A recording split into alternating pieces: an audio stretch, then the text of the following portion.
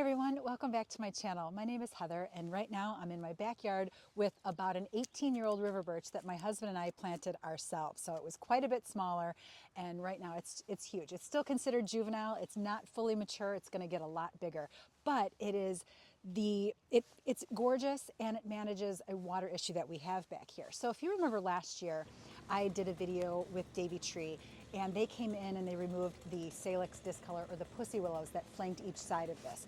They were diseased and they had to come out. So my wheel started spinning and I had a little more space to play with now. And I started thinking about, well, what could I put in one of those areas? And one of the things that jumped out at me, I've always wanted a shed. Now, granted, I have a very small backyard. I live in a subdivision and we have what's called easements. So we have to follow rules that are established by our city.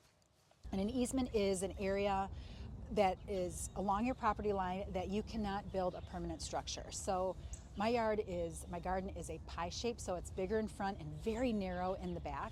So my easement on each side from the fence is 5 feet, but then I also have to come in 10 feet from the back fence. So that really makes my space even smaller. And if I want to figure in a shed near a mature tree, now things get a little dicier because putting a permanent structure would require dropping a cement pad. I'm only going to do about a 6 by 8 foot shed. I was really worried about compromising the integrity of the tree and disturbing those roots because that's the last thing I want to do. Our trees are some of our biggest investments on our property, and the last thing I want to do is compromise the health of my tree by building something and suffocating those roots that are pretty far out. So I reached out to Davy Tree again. They were the ones who took care of the pussy willow issue last year and the crabapple in the front. But I reached out to them and asked if they would come out. And the nice thing about Davy, well, super knowledgeable. And they're not paying me to do this video with you. I just have consulted with them on numerous things in my garden over the last several years, and they've been super helpful. And what's nice about Davy is they'll do a free tree consultation with you to help guide you, which is invaluable in my opinion for making sure that I'm making the right moves in my garden. And I certainly didn't want to compromise my river birch by putting in a shed, because just because you can doesn't mean you should, especially when you want to keep beautiful things like this alive. So Brendan from Davy Tree came out and I peppered him with all of my questions, and he really helped me determine whether or not a shed close to my river birch tree is doable. I am sitting in what might someday be the space for my shed. River birch is over here, and these little poles I used to help Brendan visualize where I was thinking my little 6 by 8 shed was going to go. So I measured in 5 feet from the back fence for that easement, and I'm well outside of that 10-foot easement off of the fence at the back of the yard. So I'm within the easement parameters. Am I within the safe zone for keeping my river birch healthy? So for the shed, it's going to require a gravel base, and then we're going to pour in the cement to anchor the shed to.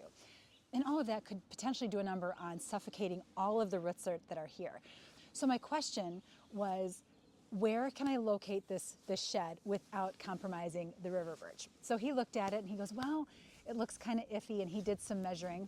Brendan referred to the area 10 feet from the trunk as the structural root zone, and he called it the no-no zone. So that is, you do not dig major holes there. So that is why, around bases of trees, we tend to pick smaller plants to dig in so that we're not doing too much damage to those roots. So that is the no-no zone.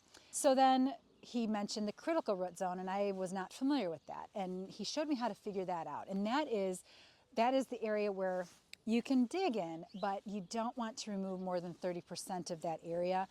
If you do, he said, you may as well just take the tree out because you're going to kill it. So we figured out what our critical root zone is by measuring the diameters of all 5 of my river birch trunks. So you start with the largest trunk, which in this case was 8 inches.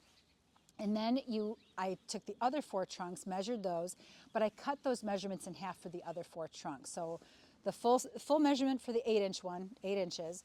Then I had 3 trunks that were 7 inches, so divided in half. So that's 3.5 inches for each of those. And then my smallest trunk was 6 inches, so half of that is 3. So 8 plus 3.5 plus 3.5 plus 3.5 plus 3, I believe, is 21.5. So that gives me a 21.5 foot critical root zone. That's how we figured that. So then that's when he said you do not want to remove more than 30% of that. Otherwise, just kiss the plant goodbye. So he said he thinks I would probably be okay by putting my 6x8 shed here. And to help ensure that the river birch is going to be okay, he can come in and do some root pruning just along from the fence this way, so that when they come in and they dig the pad, because they're going to have to go down several inches, put in a gravel base, and then pour the cement on top of that. So by root pruning from the fence to maybe right about here, when the guys come in and help us dig out this space, we're not going to be traumatizing the roots too much by pulling and pulling and pulling.